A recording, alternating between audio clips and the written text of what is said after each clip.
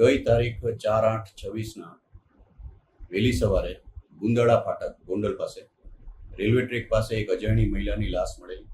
જેને અનુસંધાને Gondal B division પોલીસના માણસોએ એમ્બ્યુલન્સમાં લાશને ગોંડલ સિવિલ હોસ્પિટલમાં લઈ ગયેલા હતા. જે હદ વિસ્તાર ખરેખર રાજકોટ રેલવે પોલીસ સ્ટેશન વિસ્તારનો હતો, જેથી તાત્કાલિક ગોંડલ આઉટપોસ્ટના પીએસઆઈ તથા સ્ટાફ ગોંડલ સિવિલ હોસ્પિટલ ખાતે જતા ત્યાં તાત્કાલિક મરનાર બેનની ઓળખ કરાવી. મરનાર બેનનું નામ મંજુબેન, વાઇફ ઓફ વિનુભાઈ બારૈયા, ઉંમર વર્ષ 44ના,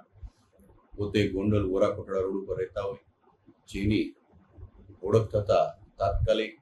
એડીનો બનાવ જાહેર કરી, જેને અનુસંધાને મહિલા બેનનું ઇન્ક્વેસ્ટ પંચનામું કરતા જેમાં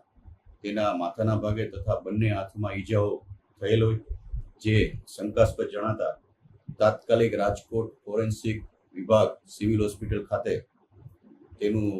પીએમ કરાવવામાં આવેલ બાદ આ બાબતે એસપી સાહેબની સૂચના આધારે બનાવના મૂળ સુધી પહોંચવું ખૂબ જરૂરી હોય, જેથી રાજકોટ રેલવે પોલીસ સ્ટેશનના પીએસઆઈ વાળા તથા પીએસઆઈ જાડેજાની અલગ અલગ ટીમો બનાવી ડિસ્ટાફને સદરુ બેનના રહેણાંક મકાન તથા ગોંડલ રેલવે સ્ટેશન આજુબાજુના વિસ્તારમાં જ્યાંથી બહેનની લાશ મળેલી તે વિસ્તારમાં કેમેરા ચેક કરવા માટે બનાવેલી ટીમ, જેને અનુસંધાને આગલી રાતે સદરુ બેનની સાથે એક અજાણ્યો ઈસમ જોવામાં આવેલો, જેથી તાત્કાલિક બેનના પરિવારમાં તેની જે દીકરી છે પાયલબેન, તેમને આ બાબતે પૂછતા તેમણે એવી વાત કરેલી કે આ જે ઈસમ છે એનું નામ પ્રકાશ કિશોરભાઈ સોલંકી, જે ભગવતપુરા ગોંડલનો રહેવાસી છે અને છેલ્લા 2-3 વર્ષથી સદરુ બેન મંજુબેન સાથે તેને પ્રેમ સંબંધ છે. મંજુબેન પોતે પોતાના પતિથી અલગ રહે છે, એકલવાયુ જીવન જીવે છે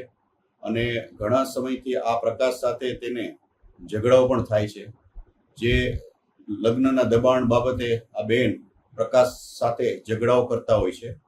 જેને અનુસંધાને તાત્કાલિક ટીમોને પ્રકાશને શોધી કાઢવા માટે મોકલવામાં આવે, જેથી ગોંડલ બી ડિવિઝન પોલીસ સ્ટેશનના સ્ટાફને સાથે રાખી ગોંડલમાંથી સદરુ પ્રકાશ કિશોરભાઈ સોલંકીને ઝડપી પાડી યુક્તિ પ્રયુક્તિથી પૂછપરછ કરતા પોતે પોલીસ સામે ભાંગી પડતા પોતે કબૂલાત આપેલ કે મરનાર મંજુબેન સાથે પોતાના પ્રેમ સંબંધ છે અને અવારનવાર એ બાબતે લગ્ન બાબતે ઝઘડા એને થતા હોય, જેથી એનાથી કંટાળી ગઈ રાતે પણ ગોંડલના રિલાયન્સ પેટ્રોલ પંપ પાસે મારકૂટ થયેલ અને પછી બેનને સમજાવી પોતે રેલવે ટ્રેક બાજુ આવતા જ્યારે બેન સાથે ઝઘડો થયેલો હોય અને પછી અચાનક આ પ્રકાશને એવો વિચાર આવેલો કે સામેથી ટ્રેન આવે છે, તો આ બેનને સમજાવી ત્યાં લઈ ગયા ટ્રેક પાસે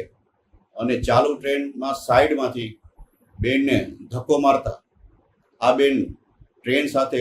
ભયંકર અથડાતા તેને માથામાં તથા હાથમાં ગંભીર ઈજાઓ થયેલ છે અને એનું મોત નીપજેલ છે, જેથી આ બાબતે સદરુ એડીનો બનાવ મર્ડરમાં કન્વર્ટ થયેલ છે, જેથી રાજકોટ રેલવે પોલીસ સ્ટેશનમાં તાત્કાલિક મર્ડરનો ગુનો દાખલ કરી તપાસ સંભાળતા સદરુ આરોપીને અટક કરવા ઉપર અને બનાવને અનુસંધાને પુરાવા મેળવવા ઉપર અને આરોપીના કોર્ટમાંથી નામદાર કોર્ટમાંથી પોલીસ રિમાન્ડ મેળવવા ઉપર હાલની તપાસ ચાલુ છે.